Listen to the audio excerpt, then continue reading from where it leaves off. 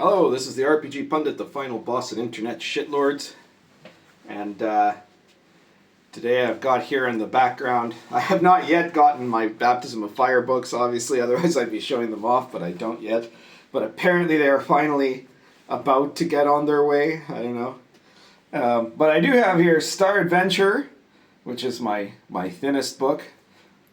It costs $9.99. It's, I think, 34 pages or something like that, but it's a complete RPG, a complete space opera RPG. You can do it as an OSR game, and you can use it as your rule book for any kind of, like, space opera, like Star Wars style campaigning.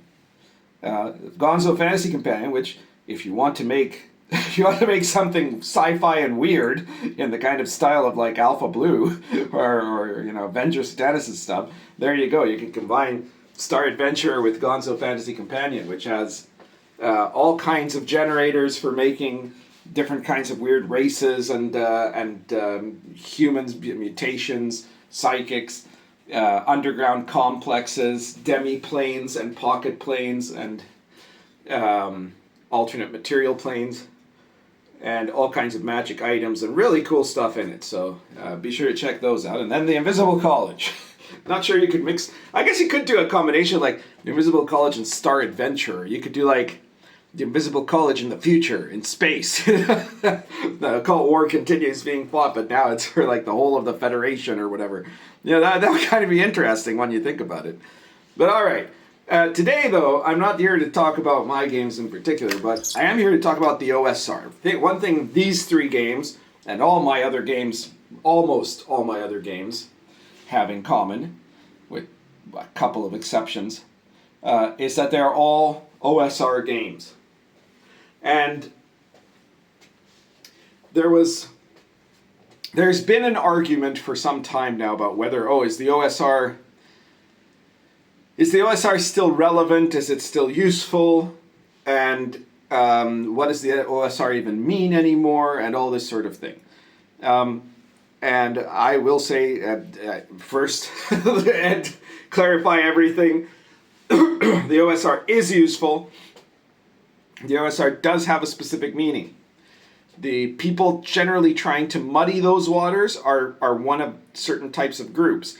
Either opportunists that don't actually want to go to the trouble of having to draw within the lines of OSR game, but want to call their game an OSR game, and so they want to make the definitions less solid. Second is people who, for one reason or another, don't actually like the OSR and then want to basically denigrate it, to suggest that it's actually spent or something, when in fact there's still all kinds of great OSR products coming out now. Or third, fanatics of something that of this kind of retrograde movement that was an important part of the OSR at its beginning, and that now isn't, because really it is fair to say that there has been more than one OSR. In fact, I always talk about three waves of the OSR. The first wave was the clone products. It was the period where, and this is like from about 2005, 2006, 2007 until about 2010 to 2012, which was where the original OSR came into being, and it was a project to try to make old rules accessible in a time before print on demand had become big, in a time before everything, all of the old catalog of TSR was now available for purchase.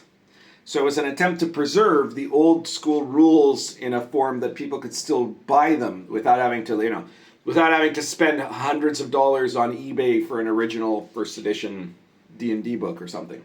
And that was the era of the clone games. The second was the era where people started experimenting with rules, with modifying the rules to fit certain genres and things like that. And the third was the era where all kinds of inroads into new settings and new, not just genre, but specific worlds or specific purposes, specific aspects of play were being used to where the OSR rules were being modified to fit those rules while still working within the framework of the OSR rules. And really, though I have defined a second and a third wave trying to make that jump between where there were like rule books with weird additional rules, and then on the one hand, and then on the other hand, where it was now rules for a specific game, for a specific setting and a specific world, like, you know, my kind of games. There's really two major divisions there very clearly, because the second and third wave are related to each other. The third wave is just an extension of the second. Now, the other day on Wednesday night,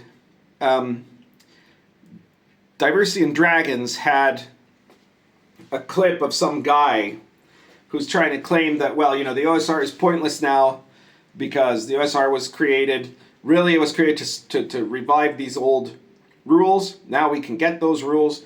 But also it was meant to like bring, you know, the idea of old school gaming back to the fore, back to people's attention. And that was also accomplished. And now we don't really need people in the OSR, right?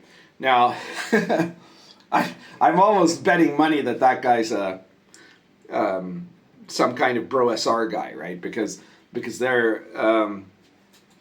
nobody who hates the OSR more than the bro SR, right? The bro SR want to have a setup where they really care about old school, but the thing they don't care about is anybody changing the old school, right? They only want to play one game, one style, one set of bizarre rules that didn't actually exist in the original game but were added by their cult leader and so on, right? That's what they want. That, and to be able to talk about how they hate certain peoples. Those are the only two things they want. So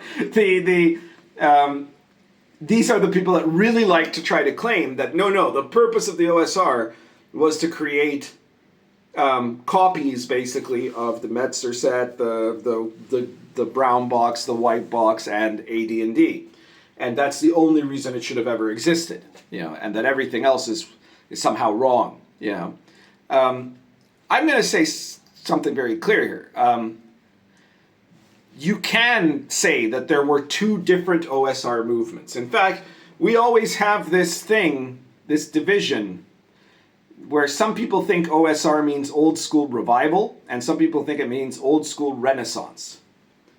And I think there's a useful application of those two, and and it's not a coincidence that both of those words have appeared.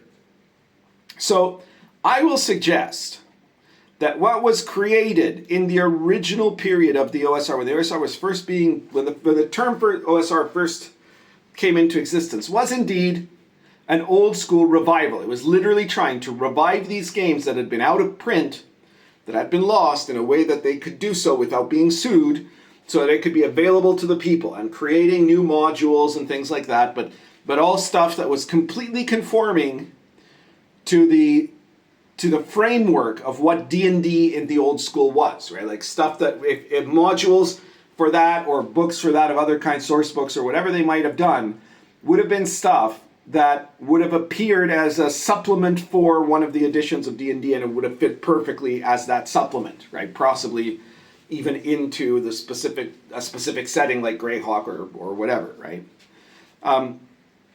So that is very clearly a revival. That was an attempt to bring back old school play and make it more available to people by producing rule books.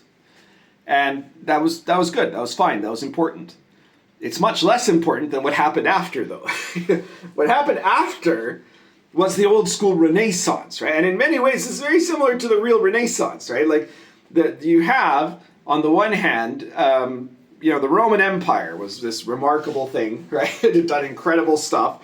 They had beautiful art and architecture, and then they collapsed. And then, for a very long time, they weren't especially popular or easy to get a hold of. And then something came along that was the beginning of the revival of classicism, which turned into the Renaissance. And so at first, you had people just trying to, like, emulate, to copy directly what the classical artists and sculptors and architects of the Roman era did.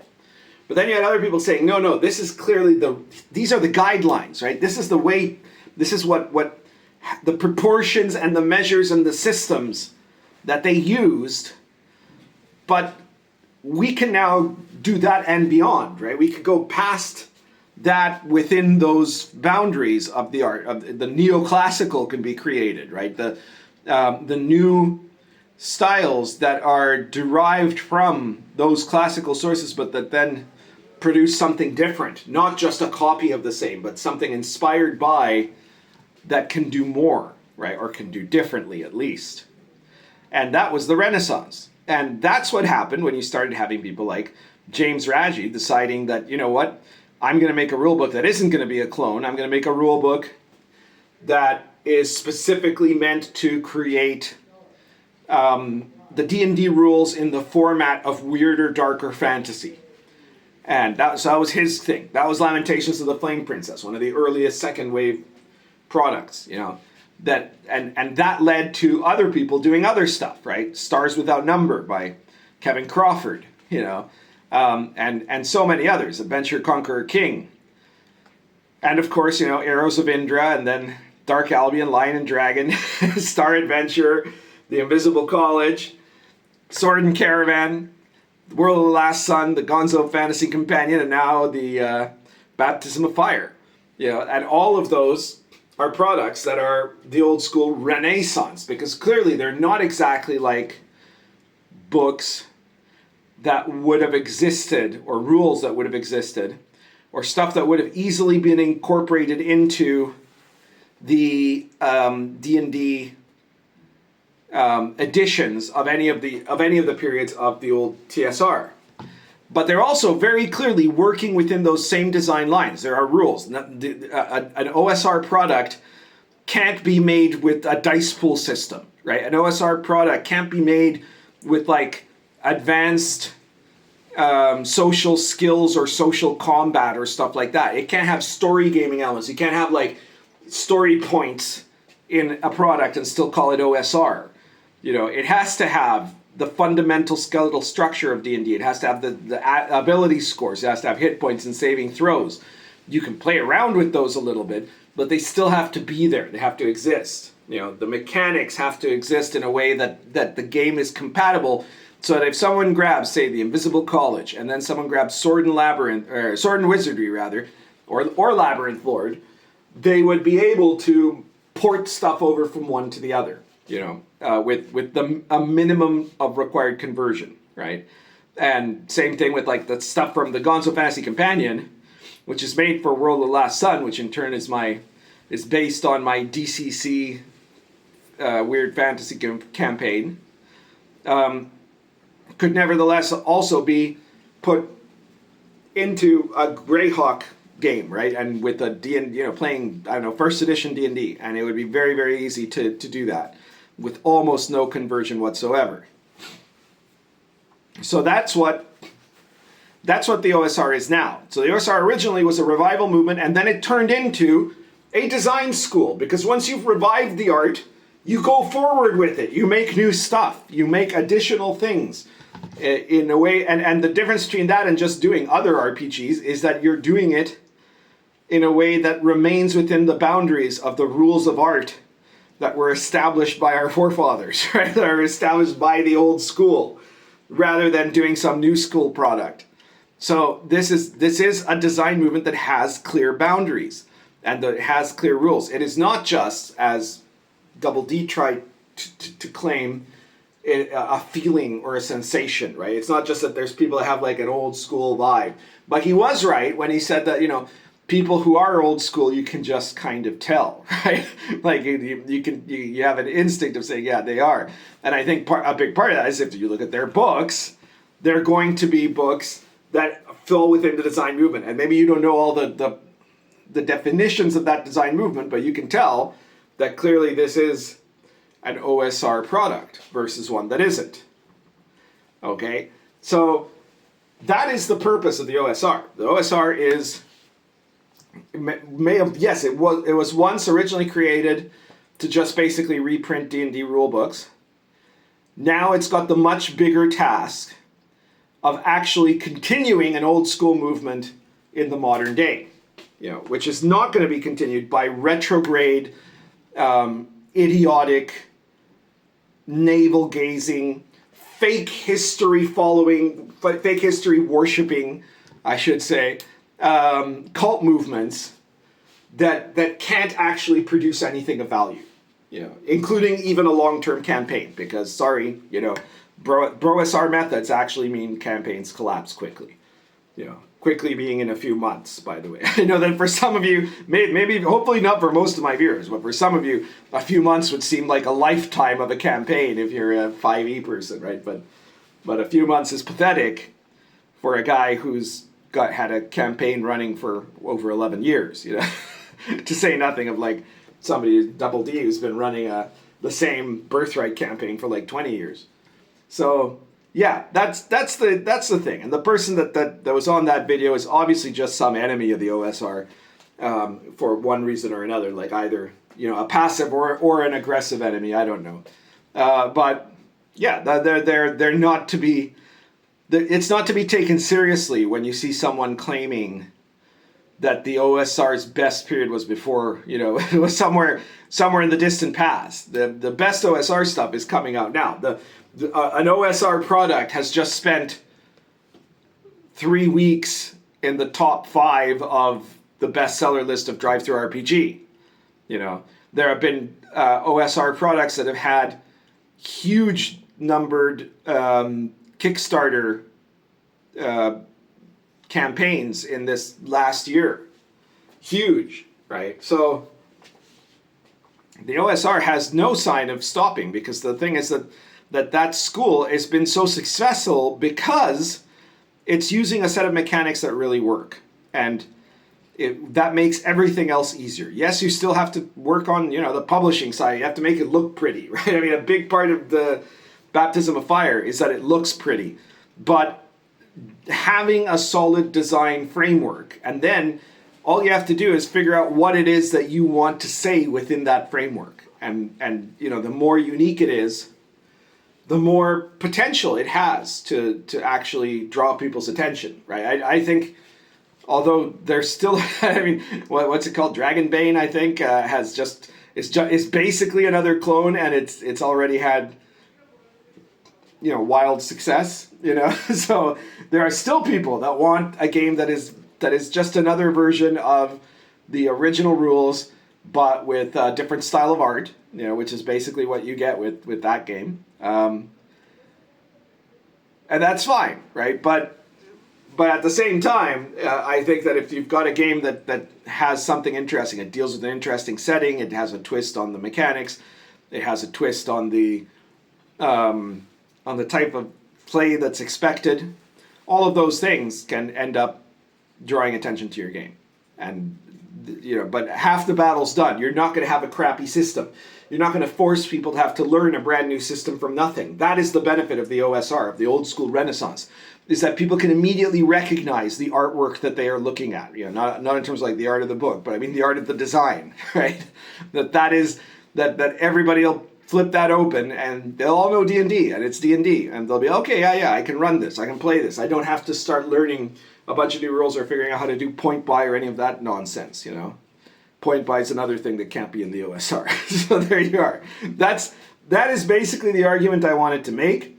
And the one benefit of that little discussion is that it opened my mind to realizing, yes, you can say there is the OSR that was a revival, and that's done. And then the OSR that's the Renaissance, and that's the most successful indie design movement in RPGs of all time, and continues to be that right now. It's continually being the most successful indie RPG design movement of all time, ever. Okay? I guess that's everything for today. If you like this video, please hit the like button, subscribe if you haven't subscribed, share this video everywhere. People will find it interesting, and especially places where people will be pissed off about it. And if you want to support me, You can, you can send me a super thanks. You can join my Patreon if you like. If you just want to throw money at me, you can go right ahead and do that, and I'd be super grateful. But what you might find as your best possible deal is to buy my products. All of my games are meant to be super playable. They're meant to be interesting. They're meant to be accessible. They're meant to be compatible, as I was just saying.